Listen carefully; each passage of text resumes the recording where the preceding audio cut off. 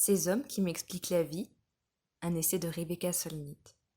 Je ne sais toujours pas pourquoi Sally et moi nous sommes donné la peine d'aller à cette fête sur les hauteurs pentues et boisées d'Aspen. Les convives étaient tous d'un ennui distingué et plus vieux que nous, tellement plus vieux que malgré nos 40 ans passés, on nous prenait pour des jeunes femmes. La maison était incroyable, si vous aimez les chalets décorés à la Ralph Lauren. Une solide et luxueuse bicoque perchée à plus de 2700 mètres d'altitude où rien ne manquait, des bois d'élan au poêle à bois, en passant par les kilims innombrables. Nous nous apprêtions à partir quand notre hôte nous a dit « Restez donc encore un peu, je n'ai pas eu le temps de vous parler. » C'était un homme qui en imposait et avait gagné beaucoup d'argent.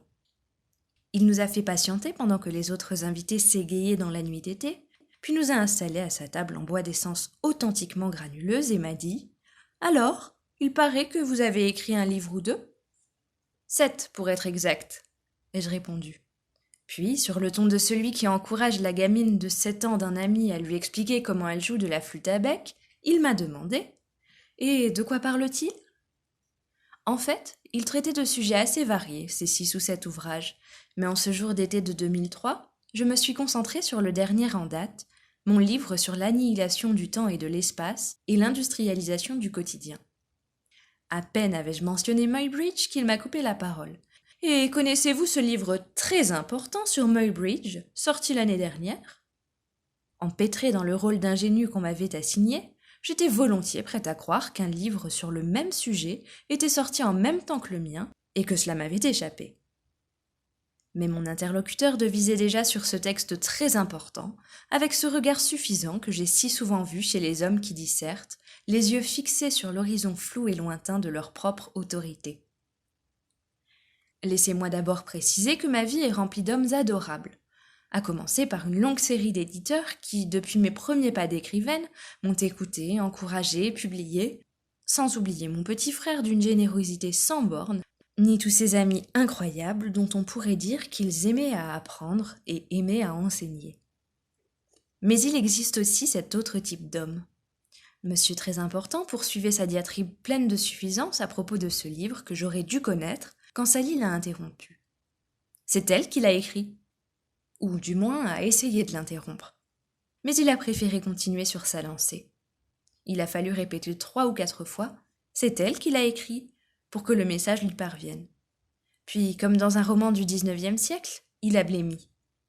Que je sois vraiment l'autrice du livre très important, qu'en réalité il n'avait jamais ouvert, mais sur lequel il avait juste lu un article dans le supplément livre du New York Times, quelques mois plus tôt, bouleversait tellement les catégories bien définies ordonnant son monde qu'il en est resté bouche bée, même s'il s'est vite ressaisi. Avant que nous n'éclations de rire, notre statut de femme nous rendait poliment inaudibles. Sauf qu'à vrai dire, nous n'avons jamais cessé de l'être inaudibles. J'aime ce genre d'incident.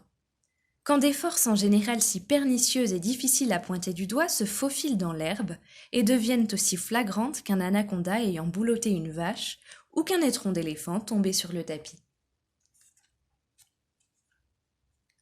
Quand on nous bâillonne, une pente savonneuse.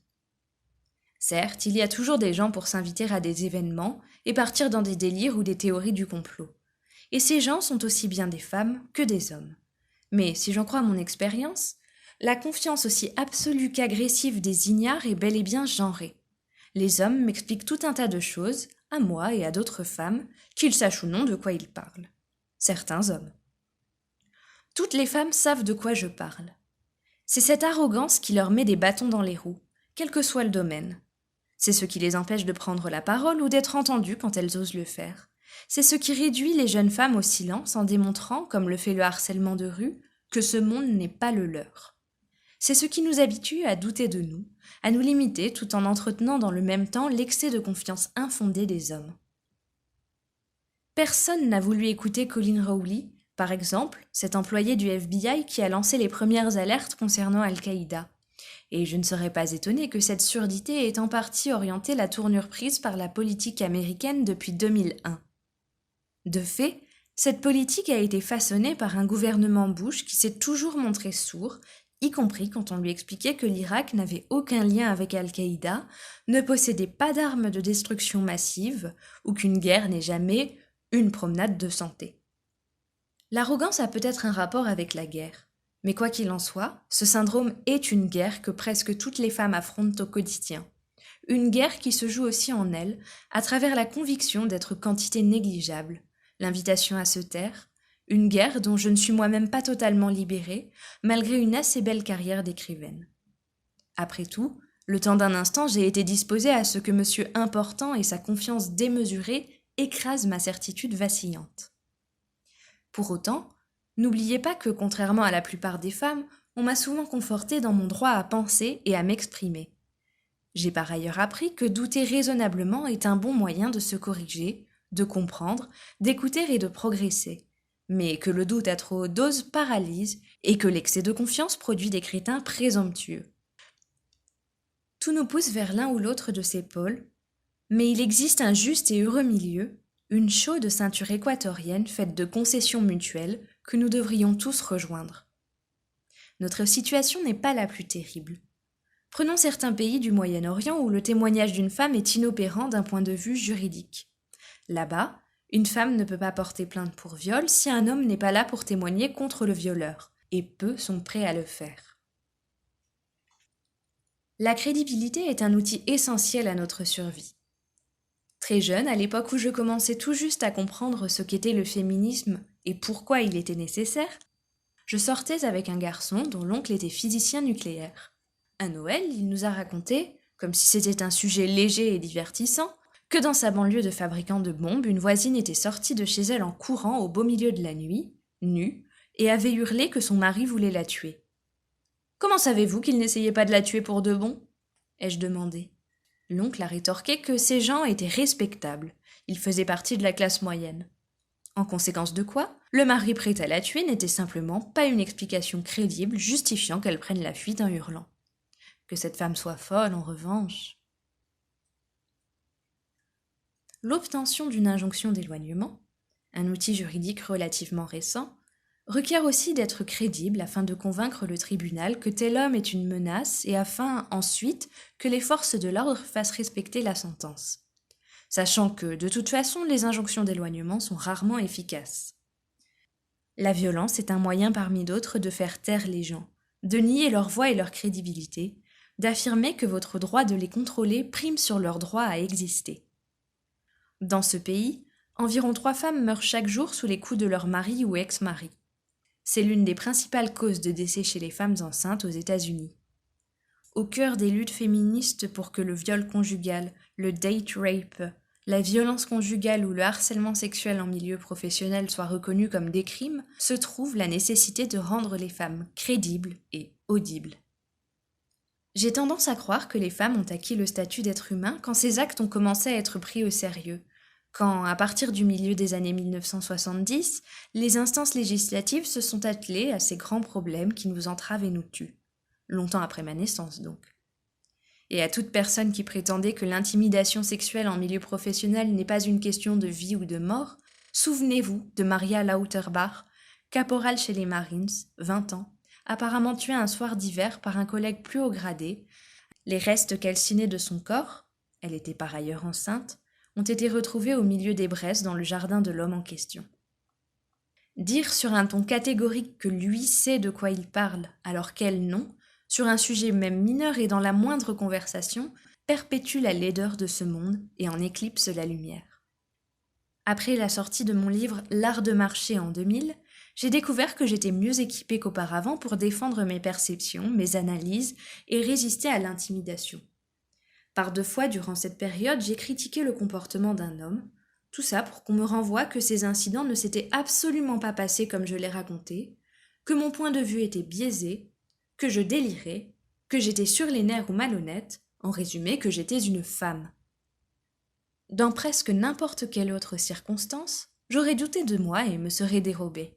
Mon statut d'écrivaine reconnue, spécialisée dans les thématiques historiques, m'a aidé à tenir bon, mais peu de femmes ont cette réserve d'énergie, et sur les 7 milliards d'habitants que compte cette planète, on imagine sans problème des milliards de femmes s'entendant dire qu'elles ne sont pas des témoins fiables de leur propre vie, que la vérité ne leur appartient pas et que jamais elle ne leur appartiendra. Cela dépasse largement le phénomène des hommes qui nous expliquent la vie, mais fait partie du même archipel d'arrogance. Bien sûr, des hommes continuent de m'expliquer la vie, et aucun d'eux ne s'est jamais excusé de m'avoir, mal, expliqué des choses que je connaissais mieux qu'eux. Ça n'est pas encore arrivé, mais au vu des statistiques sur l'espérance de vie, il me reste une 40aine d'années devant moi, alors on peut toujours se prendre à rêver. Mais j'avoue que je ne retiens pas vraiment mon souffle. Les femmes qui luttent sur un double front. Quelques années après l'épisode avec l'imbécile d'Aspen, j'étais à Berlin pour une conférence et l'auteur marxiste Tariq Ali m'a invité à un dîner réunissant un écrivain, un traducteur et 3 femmes un peu plus jeunes que moi qui sont restées dociles et surtout muettes pendant l'intégralité du repas. Tariq a été formidable. Le traducteur, quant à lui, n'a peut-être pas apprécié que je persiste à vouloir prendre une part, même modeste, à la conversation. Mais quand j'ai parlé de la façon dont le Women's Strike for Peace, ce groupe extraordinaire créé en 1961 et malheureusement peu connu, qui s'est battu contre le nucléaire et la guerre, a aidé à faire cesser la chasse aux communistes menée par la Commission sur les activités anti-américaines, l'UAC, monsieur très important d'eux s'est gaussé. L'UAC, a-t-il affirmé en enfonçant bien le clou, n'existait plus au début des années 1960, et de toute façon, aucun groupe de femmes n'a jamais joué le moindre rôle dans sa chute. Son mépris était si cinglant, son assurance si agressive, que débattre avec lui semblait un exercice stérile et effrayant, une invitation à me faire insulter davantage. À cette époque-là, je devais avoir publié environ 9 livres, dont un qui puisait dans des documents de première main concernant Women's Strike for Peace, et des entretiens avec l'une de ses membres les plus éminentes. Mais les hommes qui m'expliquent la vie s'imaginent toujours que je suis, pour reprendre une métaphore obscène de la fécondation, un réceptacle vide qui n'attend que de recueillir leur sagesse et leur savoir. Un freudien saurait ce qu'ils ont et qu'il me manque, mais l'entrejambe n'est pas le foyer de l'intelligence, même s'il est vrai que votre zizi pourrait vous permettre de recopier dans la neige l'une des longues phrases mélodieuses de Virginia Woolf sur le subtil assujettissement des femmes. De retour dans ma chambre d'hôtel, j'ai effectué quelques recherches en ligne et découvert qu'Eric Bentley, dans son ouvrage de référence sur l'histoire de la Commission sur les activités anti-américaines, crédite le Women's Strike for Peace d'avoir porté le coup mortel qui a renversé la forteresse de l'ULAC, au début des années 1960. À la suite de quoi, j'ai utilisé cet échange en ouverture d'un article que j'écrivais pour le magazine Nation, en partie comme un cri de colère adressé à l'un des hommes les plus déplaisants parmi la cohorte de ceux qui voulaient m'expliquer la vie. Mon vieux, si vous lisez cet article, sachez que vous êtes un furoncle sur la face de l'humanité et un obstacle à la civilisation. Honte à vous. Le combat qui nous oppose aux hommes qui nous expliquent la vie a brisé bien des femmes, de ma génération et de la génération suivante dont on a pourtant tant besoin, ici et au Pakistan, en Bolivie et à Java, et je ne parle même pas des femmes innombrables qui m'ont précédée et à qui on a interdit l'accès aux laboratoires, aux bibliothèques, aux débats, à la révolution ou même à cette catégorie qu'on appelle humanité. Après tout, Women's Strike for Peace a été fondée par des femmes qui en ont eu assez de préparer du café ou de jouer les dactylos sans pouvoir faire entendre leur voix ni obtenir de rôle décisif dans le mouvement antinucléaire des années 1950. La plupart des femmes luttent sur 2 fronts. D'un côté pour une cause donnée, et de l'autre pour avoir le droit de s'exprimer, d'avoir des idées, pour qu'on admette qu'elles sont porteuses de faits et de vérités, qu'on reconnaisse leur valeur, leur statut d'être humain. La situation s'est améliorée, mais je mourrai avant d'avoir vu la fin de cette guerre. Je continue de lutter pour moi, bien sûr, mais aussi pour toutes ces femmes plus jeunes qui ont quelque chose à dire, et dans l'espoir qu'elles pourront nous en faire part.